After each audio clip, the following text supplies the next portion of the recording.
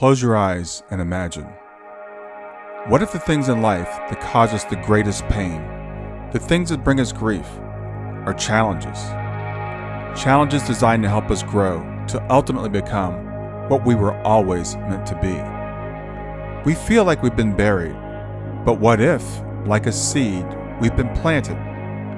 And having been planted, we grow to become a mighty tree. Now, open your eyes. Open your eyes to this way of viewing life. Come with me as we explore your true, infinite, eternal nature.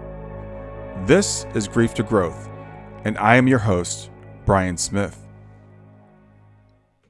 Hey there, welcome to another episode of Grief to Growth. I'm your host, Brian Smith. This is a place where we explore the depths of life, the mysteries of death, and a journey that connects them both. Whether this is your first time with us or you're a valued part of a growing community, I want to welcome you to another episode where we talk about healing and understanding. In today's episode, we're going to delve into a topic that holds a lot of personal value for each of us, and that's the transformative power of self-healing and emotional release. Now, this isn't just an academic discussion, it's a journey in understanding how we can unlock our inner potential to heal and grow, even in the face of life's most daunting challenges. And I would say a lot of times those challenges actually force us to heal and grow. Our guest today is Jay Chanthlangsy. I believe I got that close to correct. He's a beacon of hope and resilience. He's an emotion code practitioner, and his story is a testament to the human spirit's ability to overcome adversity. His experiences, especially during the challenging time when his eldest daughter battled a chronic disease, have given him profound insights into the dynamics of emotional and physical well-healing. And his journey is more than a personal triumph. It's a roadmap for anybody seeking to navigate their own trials. With Jay's guidance, we'll explore how to harness the emotion code and other self-healing techniques to transform our own traumas into strength and into wisdom. This is an opportunity for you, listener, to learn practical strategies for emotional healing and to gain insights into how physical health intertwines with our emotional state. So as we engage with Jay, you'll discover how to apply these principles in your own life, turning challenges into opportunities for growth and healing. And if you enjoyed this conversation once it's over, please visit us at grieftogrowth.com/community to continue the conversation there. So with that, I want to welcome Jay to the podcast. Thank you for that awesome introduction. Happy to be here, Brian. Yeah, I'm happy to have you here too. What you do fits right into what we talk about here on Grief to Growth, and that's how do we grow? How do we take emotional challenges and grow? So I'd like to start with asking you, how did you begin this journey? What made you decide to get into helping people with this topic? Ooh, very good question. So I had a lot to overcome myself emotionally, a lot of trauma, and I saw repeating cycles in my own life. And then a couple of catalysts happened to kind of wake me up even more, because that's what life does, right? It throws you these curveballs to make you wake up and hopefully give you enough signs or enough wake up calls to then give you the awareness to then want to change and transform. So I Mm-hmm. had a couple of those, and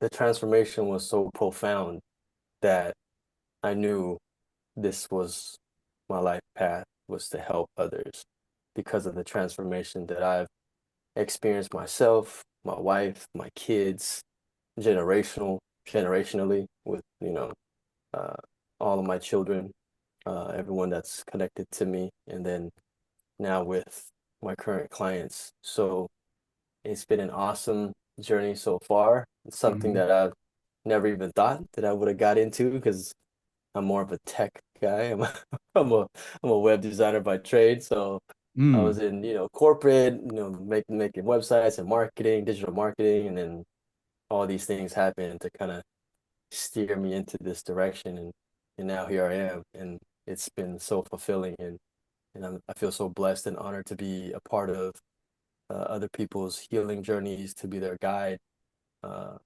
and to help them, see the patterns and things that they can work on to truly transform. So that's how I got there. Yeah. So if you wouldn't mind, what are some of those things that happened to you that kind of put you on this path without revealing anything too personal? Oh yeah. So you mentioned it in the introduction. The first catalyst was my eldest daughter, who she was born with a rare genetic disorder, something that we never saw coming. It was kind of like a luck of the draw, I guess. That's what her genetics doctor told us. Mm-hmm. But her mother and I had no understanding of it. We became uh, experienced in genetics after we had her Yeah. understanding, how things work and biologically, genetically. And that was probably the first, you know, thing that happened because we stayed in the NICU in Stanford, California, Stanford Lucille Packard Hospital for about a year and a half as she was fighting for her life and didn't know how that was going to turn out. But luckily, she got through it. She's 14 now. If you see Wow. her, you wouldn't even, you couldn't even tell what she had to go through in her early life. So that was part of the first catalyst that kind of woke me up to understand, like, wow, things can just end quickly. And I was Hmm. watching my child fight for her life, Yeah. and nothing really mattered to me at that point. I was in college still. I was just still trying to get my bachelor's degree at San Francisco State, and I wasn't even thinking about school. I was traveling back and forth, from Stanford there. A lot of things, a lot of ups and downs.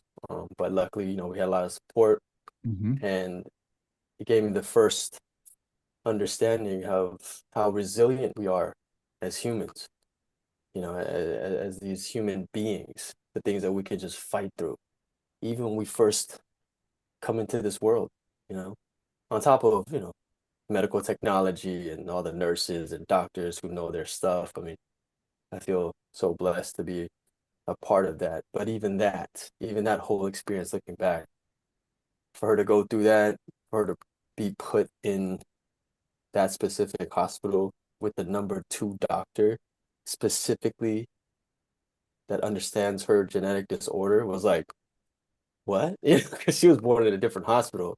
Hmm. 2 days after she was born, her mother, with her intuitiveness, thought that something was wrong with her, which proved correct because 2 days later we were transferred to Lucille Packard, and that's where we found out all these things, her rare genetic disorder. It's called MMA, methylmalonic acidemia. Basically, her body can't metabolize protein, so Mm-hmm. she's on a very low protein diet. And if you don't have protein, it affects every part of your body, right? And so now she's very healthy, and so, like I mentioned, that's the first catalyst that kind of woke me up. And Hmm. then the second one was meeting my wife, and a lot of things came with that as well because we were like polar opposites emotionally. Hmm. I was very closed off. I was very emotionally unavailable. Uh, I got all these, I got all these traits and characteristics from my father, who Hmm. was a huge part of my own, childhood trauma. Um, but back then, I didn't make the connection with that. Sure. My behavior, my beliefs, um, everything I did, my decisions, my reactions, I just thought it was part of who I was. And then it was like, love it or leave it, right? Like, this is who I am, never gonna change. And then I meet my wife, and then that all changed, of course, because we were mirroring each other of the things that we needed to work on. So she taught me vulnerability, she taught me empathy, she taught me sensitivity, something that I never really understood. I was a Hmm. guy who suppressed his emotions easily. I didn't know how to feel, I didn't know how to articulate, I know how to, you know, be sensitive, even with my children. I didn't know how to console them when they were crying. I blamed them, I guilted them, I shamed them. And it was just a repeating pattern because that's what I was used to when I was a kid. I was never able to express anything. If I did, I would get reprimanded. I would get guilted. I would get shamed, right? Feelings were weak in our household, so couldn't talk about it. Could even cry, you know. I would get in trouble if I cried. So that behavior and that understanding transcended into my own parenting as a father. So when I met my wife, she was kind of like the first one that said, "Hey, you can't say that to your daughter. That's mean." Like you can't just tell her to stop crying when she's hurt, right? And that didn't translate. That didn't make sense to me at all. Mm-hmm. And so I had to learn that. I had to learn how to feel and connect, become more emotionally intelligent. It was so foreign to me, Brian. Like Mm-hmm. and I'm pretty sure a lot of your audience members can, relate to this if you've grown up in a household like that, right? But it was nothing of my father's doing because that's what he was used to. And Right. so he didn't know any better. But then at the time when I was growing up, I didn't make that connection either. Right. It was very personal to me. And I was very resentful, a lot of anger, a lot of frustration. Like I said, suppressed emotions. Mm-hmm. And then when I got out of high school, I just exploded. I rebelled, got into drugs and alcohol and just the life of just not caring, living on the edge, every single night, destroying my body, my mind, everything. Mm-hmm. I had no direction. I was just letting it all out. And but deep down inside, I knew something had to give. And like I said, when I met my wife, she gave me that direction. She gave me all the things I needed to work on. It was tough, but we got through it, and now we're here. So those are the two major um, reasons why I then started to get on this path of healing and Yeah. transformation for myself, right? So So was there a moment when you realized something's got to change? I mean, I know you said you had these couple of events, but you said you are, I guess, were a web developer, but now you're mhm. also coaching people. So what caused you to say, okay, this is what I want to do? I think the fulfillment of working with clients and seeing them transform, the feeling that I got, that was, you can't really explain it when you work with people and you see them change and transform in real time. The realizations that they get, the light bulb moments that they have within themselves, it's magical to say the least. And for me to be a part of that, it's almost like a higher calling, you could say, Hmm. and a deeper connectedness with them that is truly miraculous. Um, I'm one to believe that, things don't happen for a reason, uh, for specific reasons. So any person I come in contact with, my clients, anyone, you, I mean, this is all divinely orchestrated somehow, some way. Hmm. And our messages in this podcast is going to impact whoever it's going to impact, but we're here now. So I really never understood that until I started working, with my clients and diving deep into my own transformation Hmm. and healing. Yeah. And then making that decision finally, to become a coach was, like I said, one of the best decisions I made in my life. So what brought you to the understanding that everything is orchestrated? Is that something from your background, or how did that come about? Good question. I was raised devout Buddhist, right? So we Mm. believe in, reincarnation, karma, right? All that stuff. My dad was a really devout Buddhist. He was a Buddhist almost all his life, from 9 years old up until like almost 40, Mm. until he was forced out of the cloth to create his family because they were gonna, prosecute him back then in his home country of Laos. And so growing up, I was always around that.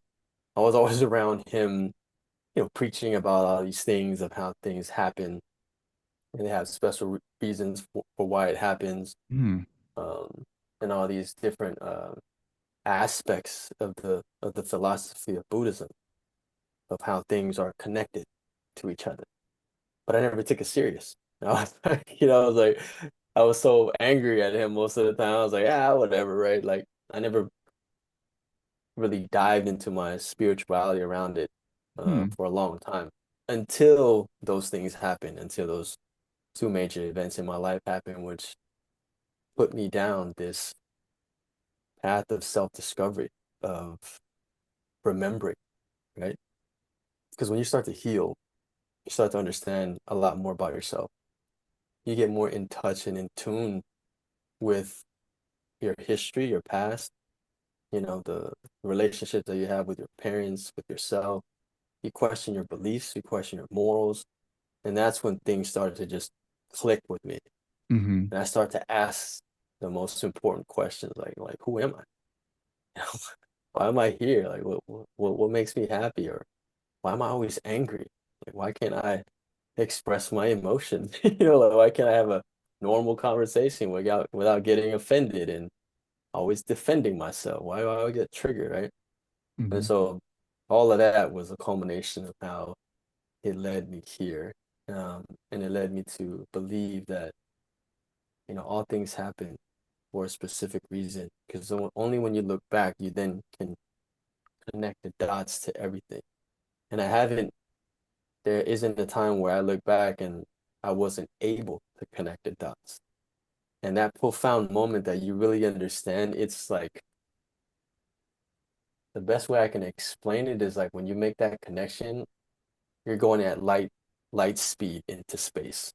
You know Hmm. that, like kind of Star Wars, like and then like everything kind of slows down and you're like, whoa, you're here and present, and now you see why it happened the way it happened, even all the bad stuff, Yeah. right? And this profound intuitive knowing just resonates all over your body, right? And that's pretty much how I believe that, things happen Yeah. specifically for a reason. I completely agree with you. I think that shift for me is probably one of the biggest shifts that I've made in my life is to understand that things happen for a reason, that we don't always understand what the reason is, but they're just having that trust that there is a reason. And ironically for me, that understanding came after my daughter passed away. Up until that point, I was just like, maybe it's random, maybe there's, some influence or whatever. But um, when I had to make sense of that event, and then I start looking back at all the other events, like you said, even the things we consider to be bad, we can start to kind of piece the puzzle together as we look backwards. Exactly. Um, it's pretty profound. It's pretty miraculous how things work. And I think when we start to open up, you know, to these higher, you might call it vibrations or the universe or your own spirituality, your guidance, whatever it is, we then can start to see and experience more things because we're always being guided. And that's another part of like making these connections. On top of that is we're being guided in some way, some form, right? Whether it's Mhm. by intuition or like just signs here and there, I think when I started to really experience that, like everything started to just shift. Like everything was like in HD, like Yeah. things people said, the words I read on the shirts, music that was playing, the emotions that I would feel in like random places. I'm like, wait, why am I feeling this?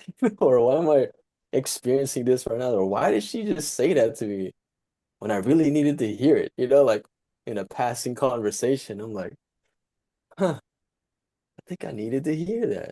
Or this is definitely a sign, right? Hmm. I mean, when you're open like that, I think the signs are everywhere. But if you're not open, the only sign that you're gonna listen to is the one that's mostly like catastrophic, mostly like in your face, like, oh my gosh, like it's a tragedy or it's a catastrophe, and then you wake up, right? But when Yeah. you're awake and you're fully in tuned into these, higher frequencies or vibrations, you're just like, I see, I got it, you know. And then comes the gratitude, the awareness, um, and just ability to flow and surrender to life itself and all the experiences and situations that you're put in, and then you're here. You're one with almost everything. It's a beautiful place to be. So would you mentioned you were raised as a Buddhist. Would you describe yourself as a Buddhist now? No, I would say I'm more spiritual. Um, I do have a lot of my roots in Buddhism. I was a monk many times. I studied all the chants and lived in a monastery, the whole thing. Hmm. Met my wife. She's like devout Catholic, right? So, our two philosophies and religions fused, and just being with her, we started seeing there's a lot of commonalities in the things that we believe in and how the things that we believe in make us feel, right? I mean, I consider myself an omnist, actually. I think there's truth in every religion. So I respect every religion. Um, and I think religion and belief systems are there to help us, and to help guide us, to live a more righteous and um, beautiful life, right? It's kind of like a template to follow. But in essence, too, it is just that, like it's just a template. Like there's a part of religion where you have to also discover for yourself what is your truth and your belief or your higher power or whatever it is. Um, and I think what I draw from being or raised being a Buddhist, my dad would always say like, Buddha himself said, like that my way is the way that I found for myself, but don't follow me, you know, find your own truth. This is what I just did and it worked for me. So I'll never forget why he said that, as I was like growing up, learning how to meditate at 5. And so I was like, I don't want to do this at 5. And then he would tell me about his story, and I'm like, okay, this is so boring. I never understood this, until now, where now it's like meditation is an integral part of my self-care routine and daily life now, right? So, like I said, if you look back, it's like you make those connections. So, oh, hear you,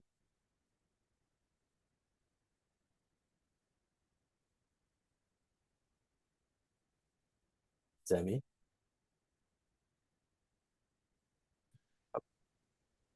All right, we're back. We had a little bit of a technical glitch there. We're talking about Buddhism and the philosophy of it. There's so many great things about Buddhism in terms of understanding your own mind, things like meditation or mindfulness, which I'm kind of jealous that you were taught that at an early age because a lot of us Westerners don't discover it till very very late in life, and then we struggle with it. Right? We're like, oh, I can't stop my mind. Um, but I agree with you. I love the idea that all religions have something good to them. I've studied lots of them at a kind of a superficial level.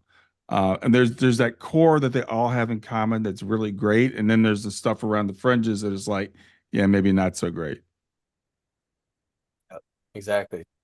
Um, and being raised in this type of philosophy too, like I guess it was part of the our tenets of being Buddhist because it was, we're such a passive religion or philosophy. Like we our the core belief in us is that we are our own doing, right? That's why we believe in karma. Hmm. So our own fear is like, don't mess up in this lifetime because you will pay for it. It will come back to you either in this lifetime or the next. So Hmm. I can always remember my dad, telling me all the time, like, better watch what you do. You better watch what you do to people. You might not experience it now, but next life you might come back as something else. So that was always playing in the back of my mind. And so, I guess that was sort of like this underlying fear and Hmm. understanding that I had, and then when I started to really study the philosophy and the religion also being with my wife, like you studying other religions on a very surface level, I started seeing a lot of patterns, Hmm. and making those distinctions in each one. Like I said, when you truly put everything into perspective with religion, it's just there to help guide us, right? To help us find our own truth and be connected to, whatever higher power you believe in, because it's like a beacon for for us to follow, right? Hmm. Yeah. So tell me about the emotion code. I hadn't heard of that before discussing this with you. And so what is it and how did you discover it? Good question. So the emotion code is a energy healing technique that was developed by Dr. Bradley Nelson. To look him up. There's a book called The Emotion Code. So Dr. Bradley Nelson, he developed this energy healing technique. It was God-given to him through, I think dreams or visions that he had. He's a chiropractor by trade.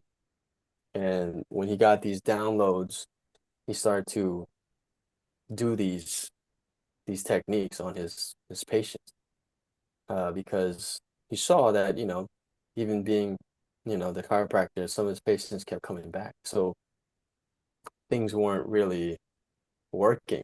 Hmm. And so as he started to practice on his uh, patients, he started to see that everything is subconsciously trapped inside of our bodies. And that's what emotions are, right? And we're just beings of energy. And emotion is just energy in motion. And emotions make us who we are, make us experience life. And the drawback of emotions, though, that most people might not understand is it's also a form of energy. So if that energy doesn't get purged through you or doesn't move through you because it needs motion to move through, it becomes trapped inside of our bodies, right? And that energy that becomes trapped, or those emotions that we suppress, it can then start to distort our physical body, right? Our cells, our tissues, our muscles, our bones. It can manifest into these diseases or ailments, because a lot of times most people start to experience these physical ailments or mental ailments, and then when they go to the doctor can't give them a correct, diagnosis. Like they say, "Oh, you're fine. Like we don't know what the cause is, but here's some meds, Right. to ease the pain a little bit, right?" And so when he discovered the emotion code, he started to understand like emotions have a very critical and important role on our overall health and well-being, right? For me, we found it because my wife went through postpartum depression, rage, anxiety. She was diagnosed with that after she had our son, Ezra. And it was one of the most scariest times of my life. Um, I didn't know what to do. I was feeling very hopeless, very scared because I'd never seen my wife that way. She's a very bubbly, nurturing, loving, empathetic person. And for her to be, depressed and, not even want to hold our child or play with our kids, not wanting to come out of bed, always crying. Like I was really scared. I didn't know what to do. Um, until, we took her to go see the doctor, and the doctor diagnosed her of having postpartum depression and rage. And I think after 3 weeks, the doctor was already prescribing her with antidepressants. Yeah. And luckily, she was still mentally there to tell me. She was like, I don't want to take these meds. I'm still breastfeeding our son. Like, I don't want to even risk it, no matter what the percentage is that it, might move through her body into her milk supply, right? Right. And so she went on this, you know, research on Google and, social media. It's like there has to be a better holistic way to do it. She's already that type of person. herself, where she just uses all natural products and stuff like that. She's like, there's got to be a way. And so she came across this other practitioner on Instagram. She was promoting the book, The Emotion Code, and she just decides to buy it. Right? So she buys it, she starts reading it. Things started to make sense to her, and then she tells me, she's like, "You need to read this book." And she's like, "I think it's gonna help me." I was like, "Oh, whatever, whatever you need, I'll do it right now." Hmm. 3 days, I got the audiobook. I went through it in 3 days, and something told me, I was like, "I think this is it. I think this is what's gonna help you." And so the Emotion Code book, Dr. Bradley Nelson teaches you how to release your own trapped emotions in your body. Hmm. And it's by way of sway testing, right? Or muscle testing. Most of all of our ailments, we have answers for within us, right? It's trapped away in our deep subconscious mind, and it's trapped all over our bodies as these like little energy balls. So we started to implement these techniques that we learned in the book on ourselves. So my wife and I did it on ourselves. And 3 months later, my wife is clear of all of her postpartum rage, depression, anxiety, to the point where her doctor's like, "What did you do? Hmm. Like, what happened?" Like, like, are the meds working? And, she couldn't really tell the doctor, like, about this energy work. She felt like she might not be receptive to it. So she was just saying, "Oh, I mean, I'm doing a lot of mindfulness activities and meditating, stuff like that." And she was like, Hmm. "Well, seems like you're fine now, I mean, I guess, I could take you off the meds and, maybe you can go back to work." And so after seeing that transformation, that's what got us to become certified practitioners in the emotion code. So we use that with our coaching, with our clients, and personally myself, I've gone through a lot of my own energy work, and a lot of things came up with me, a lot of trapped emotions that I've been suppressing for a long time.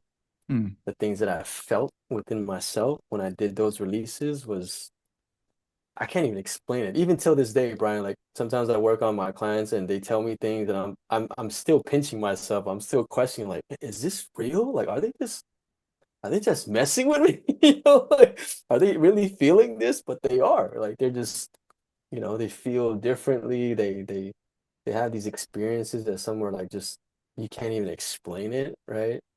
But it helps them. They have this new awareness and new level of consciousness of the things that they've been holding on to.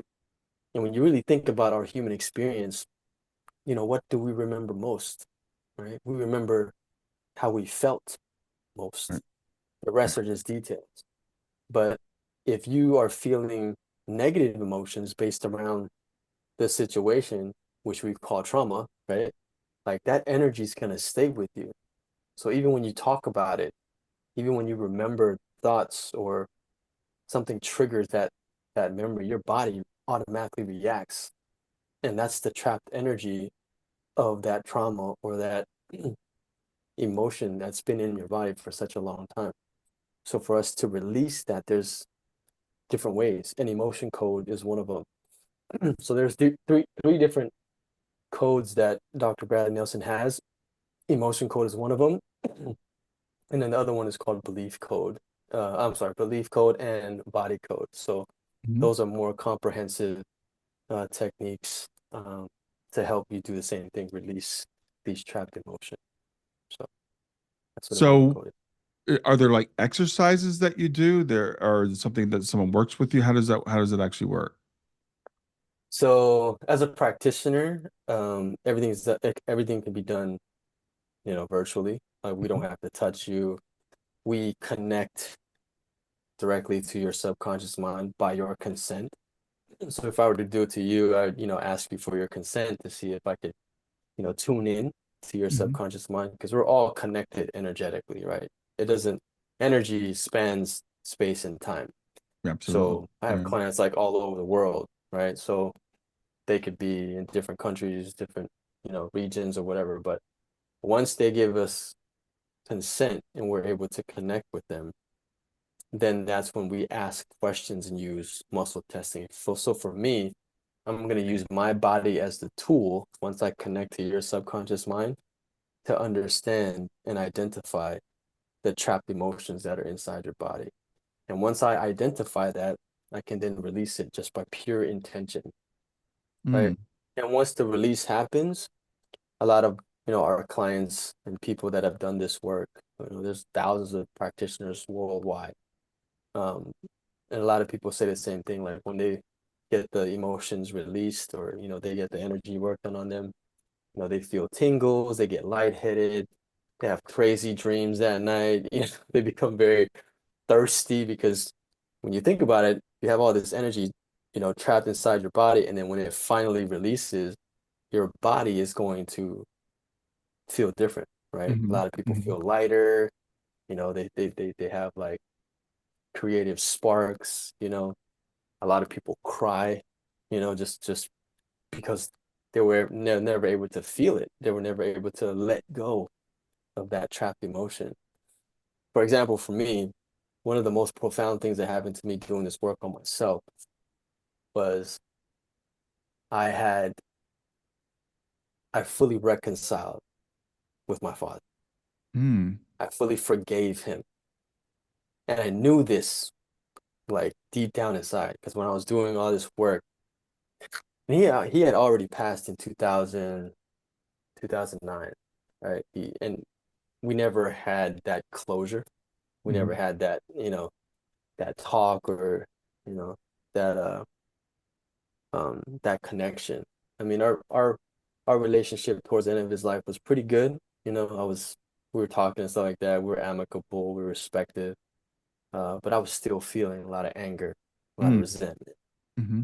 So when I started to do the work, a lot of these emotions came up for me, Brian, like resentment, bitterness, hatred, anger. I was feeling all these emotions in my abdomen, in my back, in my shoulders. And then one day when I was working on myself, I felt like this weight just lifted off of my body.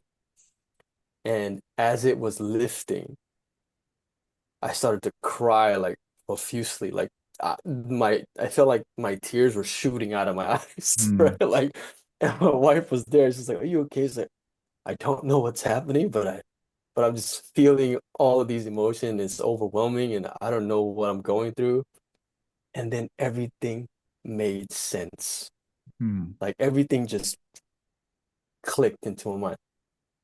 Everything was like, your dad was the way he was because of XYZ. He treated you this way because of XYZ, right? Like the veil of my anger and resentment and bitterness and hatred towards him just lifted away. And what was left with this was this light, very airy feeling of compassion, of like unconditional love and, forgiveness, and gratitude. Like, and for a whole week, I was still crying, for like a whole week, feeling all these things and was journaling everything down, everything that I was going through. And I really felt inside that I finally was able to just let all of that, those trapped emotions, those negative emotions towards them just go. And the dreams that I was having, like he was coming into my dreams and we were having conversations in space, Brian, like, and I was like I was there sitting with him and he's like asking me about my wife and my kids. And I'm just like, yeah.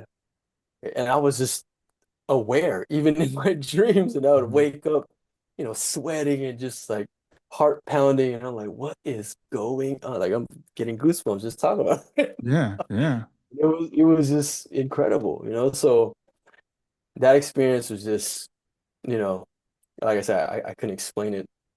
Uh, but it was so real to me.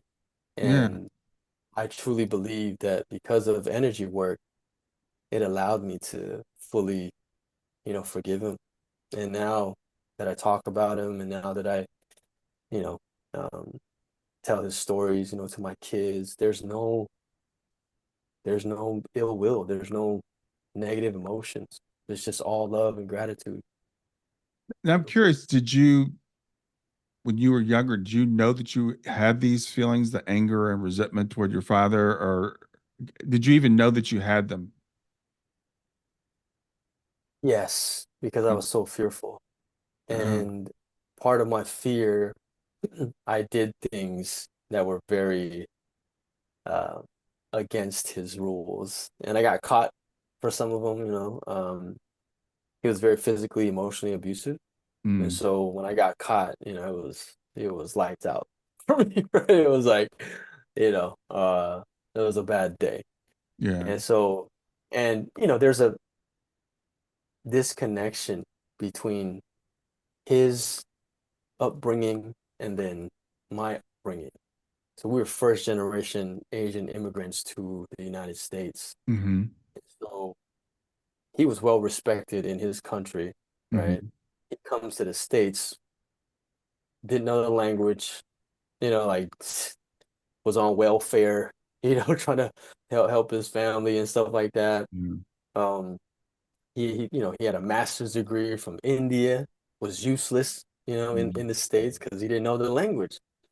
And so he went from being this high priority, high value person to being nobody, working as a janitor at a adult education school, right? And trying to learn the language. wow. And when I think about him and I put myself in his shoes, I'm like, that would have messed me up That's a brave man. psychologically. That's a Yeah, brave like, man. and he had to, and he was the one that, you know, um, helped my mom and my sister at the time escape, and not get killed during Yeah. the war, during Wow. during the Laotian Viet Cong War, they call it the Silent War at the time. Mm, And so he, even when I was born in a refugee camp in Thailand, and my mother didn't know if he was going to make it or not mhm. until 3 months right before I was born. And then 3 months after I was born, he was like, we're on a plane to the United States. That's Wow. where we're going to be safe. So his own trauma, right, with all of that. But like I said, when I was younger Right. and as I was growing up, like that was I didn't make any of those connections. It Sure. wasn't until I had that realization and that experience was when everything just clicked. Of course he was abusive because he didn't know emotional regulation. Of course he's gonna take it out on us because he didn't have the tools, Right. right? And Right. being a monk his whole life, he had to detach from emotions. He didn't know how to love. He didn't know how to be nurturing. He didn't know how to support emotionally. You know what I mean? Like he had to detach from all of that all his life. He was Yeah. celibate most of his life. And he comes here and he's nobody. Like that does something to you, That's right? So that's I didn't get that, incredible. you Yeah. know? That's an incredible story. And it's you were saying when you were saying earlier you were raised Buddhist, I was gonna ask, is like you think maybe his lack of emotion had to do with Buddha, because I don't know a lot about Buddhism, but I know that it's kind of stereotypical. It's like because you're trying to understand your mind and not react and all that. And sometimes we can move from that to spiritual to bypassing, right? So it's like then therefore I'm not going to have any emotions. I'm just going to be flat. And every philosophy, every religion has its extremes, and that could be an extreme that comes about with that. It's like it's not good to express anything. Because it leads to suffering, Right. right? I mean, the tenet, the Four Noble Truth, like life is suffering. Right. Love is suffering. Love will Emotions are lead you to suffering. suffer. Love Yeah, will well, lead you to yeah, suffer. exactly. And and you're right, when you look at those tenets in the philosophy for him, maybe, or my father, you know, feeling anything was probably causing him to suffer. And Hmm. because he was alone and celibate most of his life, and then now he has to become a father, become a husband, raise kids. Like he didn't know how to do any of that. Mm. Like my dad never changed my diaper, never just like my Right. sisters that we had nannies who were his nieces that came over with us to the United States, but they raised us. He didn't really know how to do anything. Yeah. So imagine his, the experiences and the things he was telling himself, and he was like, my life wasn't supposed to be like this, right? My life was supposed to end in the yellow robes, right? Yeah. Because Yeah. I asked him one time, I asked my mom actually, and my mom was like, yeah, if his venerable didn't tell him to go save himself and find a family, he would have died as a monk, Mm. right? That's why he was so old, and when he met my mother, he was already like 40, like hitting 40, right? Mm-hmm. Mm-hmm. And so, it was all those things that, like I said, finally made sense Yeah. to me to make me understand, like, wow, most of our parents, they didn't have the tools to help them regulate that type of trauma, that type of experiences. And unfortunately, as their children, we're the ones that have to endure all of that. Mm-hmm. But it's subconscious and unconscious for them, Right. right? Like we don't have, he didn't have all these tools. He didn't have the internet. He didn't, have therapy. He doesn't believe in therapy or any of that stuff, bro. Like he was like, I'm just gonna shut it down, shut it off, and Mm-hmm. that's it, Right. right? So, Well, you're a beautiful example of a couple of things. One is, generationally speaking, we can take the trauma that we were passed by our parents, and we can follow in their footsteps, or we can choose to do something completely different, which you've clearly done. So congratulations to you for that.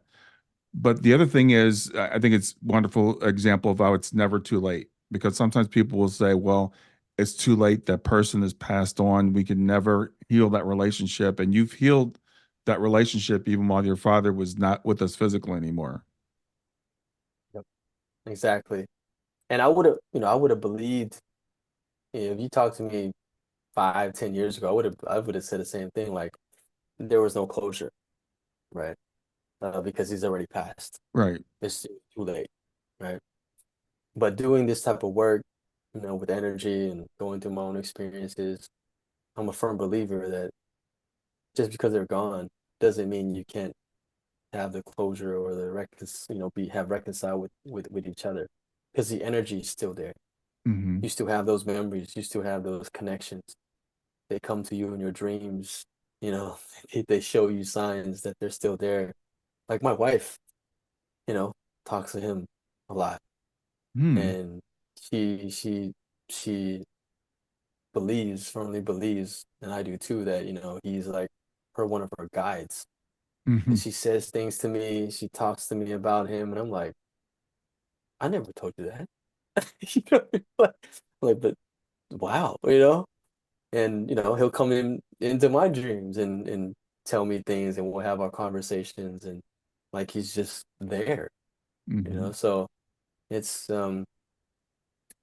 it truly changes, you know the perception and the way you think about these things when you're thinking about it like that. It opens you up to more ways to connect beyond this physical reality, which is amazing, I think. Yeah, absolutely. And I truly believe that we are energy. That's what we are.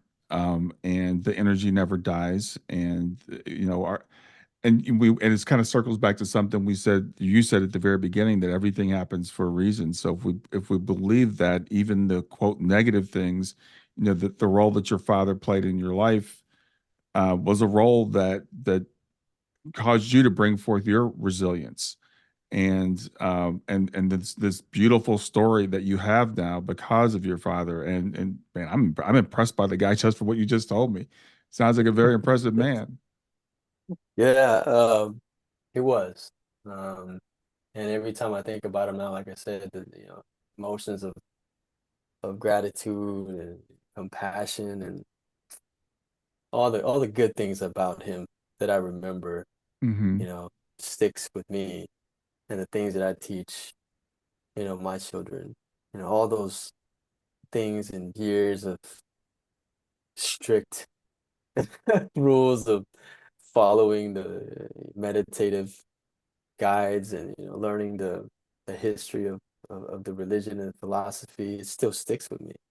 No matter how much I hated it or hated him for that.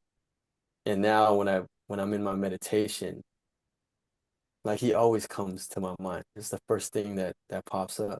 Like, man, I was 5 when he told me to sit down and don't move and just close your eyes and relax, you know, and don't try to do anything. Just sit there at Hmm. 5. Sometimes my inner child comes up. I'm just sitting there as I'm sitting in meditation, just seeing myself. And sometimes he comes into my meditation. Sometimes we have our conversation. Sometimes tells me, he still tells me things. He's still teaching me things, in that solitude and that silence. Yeah. And it was because of him. So, Yeah. It's a great example of how love never dies. That connection yeah, can never be broken and can actually be healed, at any time that we choose to heal it and to feel those feelings. I think that's a really important thing that we're talking about here also because we're so often taught as men, especially. It's always great to talk to a guy because it's very rare I get to talk to a guy. A lot of times we're taught as men, to suppress the emotions, and men, I find a lot of times we don't even know we have emotions. It's like we don't even know that we're angry. We don't, my wife sometimes will say to me, "Why did you answer me this way?" And I'm like, "What are you talking about?" But it's like I was raised in a family where we were taught not to express right, emotion. right. So a lot of times I have to really work on like, okay, yeah, I guess I was feeling that way. Yeah. I mean, we can go on another hour about this, but I just want to touch on this because this is very near and dear to me when we talk about emotions and being in a relationship, especially with Hmm. my wife. She had a term for me. It's like, you're emotionally disabled, right? Hmm. And I was Hmm. like, yeah, I didn't know, like I said, how to feel, what to say, and when I would say something, it would just come out as anger, Hmm. as defensiveness, as very a very condescending tone, or blaming her and gaslighting her all the time, right? Hmm. Like that was my MO. Or if it got too bad, I would just walk away, right? That's like a form of emotional abuse. I would just like, forget this, I'm out. I Hmm. wouldn't call her. I wouldn't, say anything. I wouldn't tell her like, oh, we're gonna have another conversation about nothing. It was just out. That was my behavior. And one time, after we had our first daughter, like she was ready to leave me because I didn't come.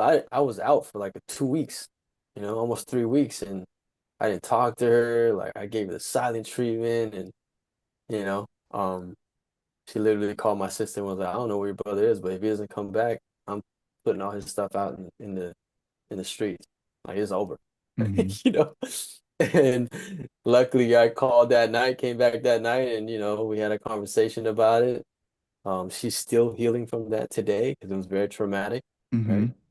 And when I look back at, those moments, it was very, I mean, I look back at myself, I'm like, damn, you were a effing jerk, man. Yeah. Like Yeah. you, you were so mean, you were so this and that.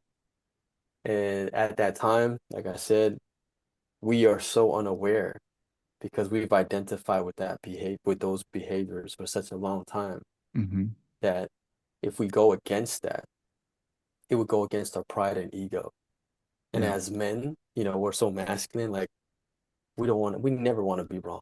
We never want to feel. That's why we have this like hard exterior. Hmm. But it was harder for me to be soft and articulate and have empathy. Like when I had to learn, Brian, when I tell you I had to learn to have emotions and to feel, I really had to learn. I told my wife, I was like, you need to dumb it down for me. Yeah. Like when you're feeling something, or when you want me to do something, when you're feeling some type of way, like talk to me like I'm 5 years old. What am Yeah. I supposed to be doing? Am I supposed to give you a hug? Am I supposed to listen? Am I not supposed to help you fix it? Like, and I was reading books, I was watching listening to podcasts, watching videos, everything I can do.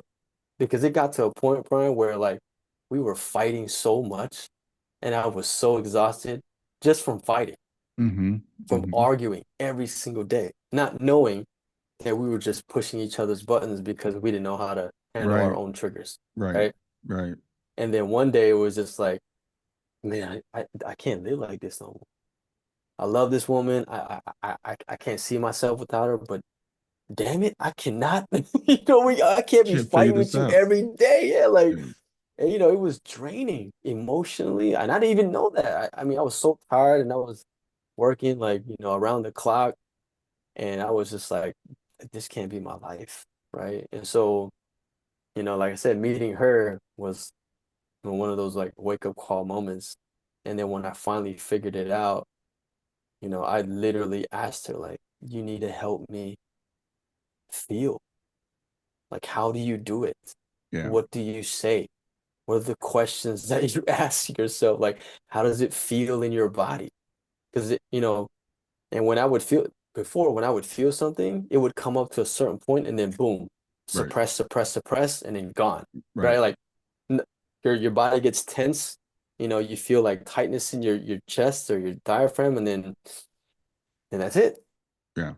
So you don't even let yourself regulate or you don't I didn't even let myself feel anything.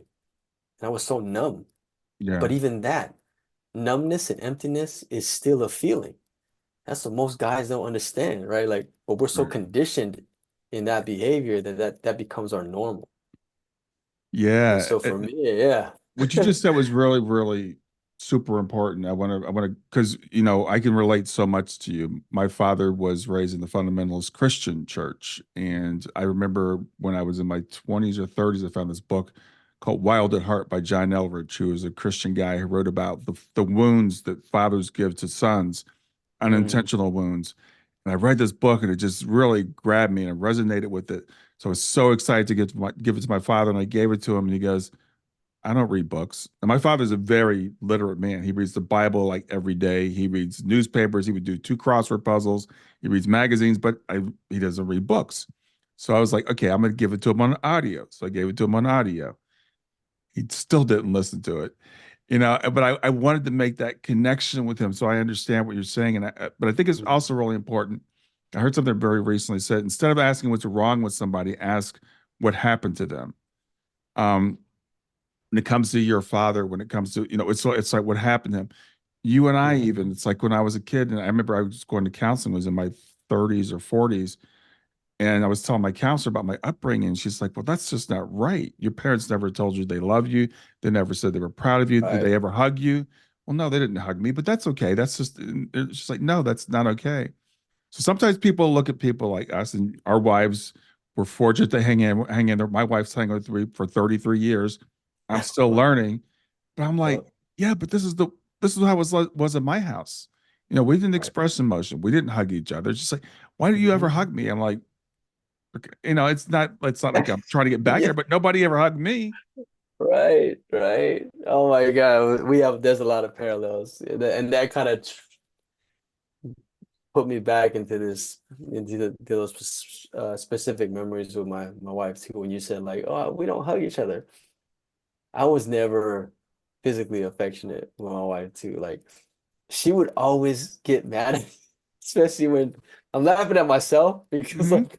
like when you think about yourself, you're like, you were actually like that, man. You were a piece of work, man. Yeah, So, yeah. like when she would be like crying about something, because she's very emotional, right? But everything like she's very in touch. She's a hypersensitive person. Hmm. And Hmm. when things happen to her, like she feels. And I think deep down inside, when I would see her feeling like that, and it came easy to her, I'm like, a part of me, like maybe my shadow part was like, how come I can't do that? How come I Right. can't just let go and like, and then like I would get upset, right? And I would get like very defensive, and that would Hmm. trigger me and Hmm. and and, and my own, work that I needed to do. And so I didn't know how to even like give her any type of physical affection, even in those moments when she was feeling sad. like, and when I tell you, Brian, when I told her you need to dumb it down for me, like I was literally writing down protocols like when she's crying, number one, you sit next to her. Yeah. Number two, put your arm around her. Number three, hug her, Yeah. Yeah. Number four, don't say nothing just Yeah. yet, until she calms down. Like I wrote everything step by step. Like Yeah. that's how conditioned I was of like not feeling and connecting and not empathizing with, Right. other Well, I think we come in with that emotional intelligence, but it's conditioned out of us. Like you keep correct. using the word condition. I Yes. completely agree. It's Yes. conditioned out of us. Because I remember being a little kid and I was a very sensitive child. And my parents Right. would say to me, O'Brien's the sensitive one. But then, not intentionally, but they just kind of pushed that out of me. And Right. even just that thing, Brian's sensitive. Like, that's not good. Don't be sensitive. Okay, got it. Don't be Hmm. sensitive. Hmm. Hmm. Exactly. I totally agree with that too. Because when I started to look back at my own childhood, I was the creative, more sensitive, you know, kid. And my father wanted me to be, the academic, the Right. logical, the, go-getter. Asian families like they want their sons. I was the only son, right? They want their sons to be like doctors and lawyers and Be a doctor. engineers. Yep. Yeah, and he was highly educated, so he wanted me to, become highly educated, and that just wasn't me, right? I was more like passive and just flowy like my mother. Yeah. Yeah. So I mean I'm pretty sure that made him even more, you know kind of harsh and rigid with me. um but as in that type of environment and that type of upbringing, like you said, it gets conditioned out of you. Hmm. Because I mean, I knew that my behaviors, and I don't know if you felt this way too, I'm pretty sure you did, but even in those moments of like me being triggered and behaving that way and not knowing what to do, and calling my wife out just because she's crying and stuff like that, like after that, after I would go through all that and do that stuff to her, like I would feel guilty. Hmm. Like I knew that shit was wrong. I knew, I was like, man, this ain't right. But then my ego or my pride or whatever it was just like, nah, you didn't do anything wrong. Right. It's okay. Just go back and make it seem like you didn't, nothing happened. Don't even talk about Yeah. it. Like just sweep it under the rug. Yeah. And my Yeah. wife Well, hated that. She was like, well, we're just not gonna talk about it. We're just not gonna like just have any closure. And I'm like, what? We're good now. yeah. So why do we need to talk about Yeah, well, yeah, okay. Well, I'm not going to do my own therapy session here, but yeah, that's one of those it? things I'm still learning, and I was really proud of myself. Like yesterday, because I went to my wife and I apologized for something that I woke up in the morning. I what I said to her last night, I shouldn't have said. I could let it go and see, she because normally she holds on to it, right? So I'm like, see if she Mhm. holds on to it, and then the other side of me was like, but you should just apologize because you know you were wrong, and I actually did. So I was proud of myself then. Awesome. That's the first step. Yeah, Brian, like I would never apologize for anything. Like my apology was like gaslighting her yeah. to make it seem like, it was I'm part of you. sorry you feel You that did way. it too. Yeah, I Yeah, saw you feel that way. Yeah. And yeah, so like when like you said, when you can't really deeply connect and empathize and hold yourself accountable, you'll do everything to like push it off of you, to like blame the other person. And I hmm, had a PhD in that, Brian. yeah, Like I knew, I mean, even now when my wife and I talk about our first years of marriage, we've been together for almost 10 years, married like 7. Like our first 5 years of relationship, very tumultuous, yeah, you know. And like I said, she almost left me that time. And even if she did, I would have, and even if she did, I'd be sitting here and telling you, Brian, I deserved it, man. I was yeah, a I wouldn't want to be with myself, in a relationship with me back then. Like, there's no way.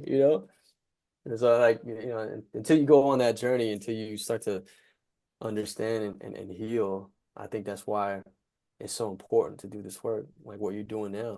Having um that will to like work on yourself And when I talk to my clients about this and I share my stories, I'm like, if you would have talked to me 5, 10 years ago, you wouldn't believe the type of person that I was. Yeah. It's like night And and that's day. and that's why you're so qualified to do this work because of the work Thank you. that you've done yourself. Well, Jay, I could talk to you for a lot longer. We need to wrap Yeah, up. I want to say it's yeah, of been course. such a pleasure getting to know you. My pleasure. Tell people how they can reach you and how people can work with Yeah, you. of course. You can go to my website. It's www.jaychanthlangsy.com. Just my whole name, Jay, and then my whole last name, chanthlangsy.com. I have some free resources there you can check into. There's a couple of assessments you can take if you're ready to start the healing journey. I have the healing journey assessment that can tell you exactly where you are on your healing journey. It's modeled after my own personal journey, right? We first become aware, we accept, we take action, we start to heal and understand that we're doing the work in the fourth step of actualization. And then the final step is getting back to your authentic self, remembering who you are underneath all of that trauma and suffering, right? We're all there. We just have all these things on top of us that we need to work through. So that's the healing journey. And I firmly believe that, the initial path to start healing is through self-care. So we Yeah. really have to understand how to take care of ourselves, how to ask the important questions, looking in the mirror, asking those questions like, who am I, right? So there's those free resources there. And I'm also taking on new coaching clients, and you can book a session or book a call, free call on my website there as well. So that's open to everybody. Yeah. Awesome. Well, Jay, thanks Yeah. again for doing this. And I know it's late for you Of this evening. I appreciate you doing it. Have a good night. course. Thank you so much. I appreciate it.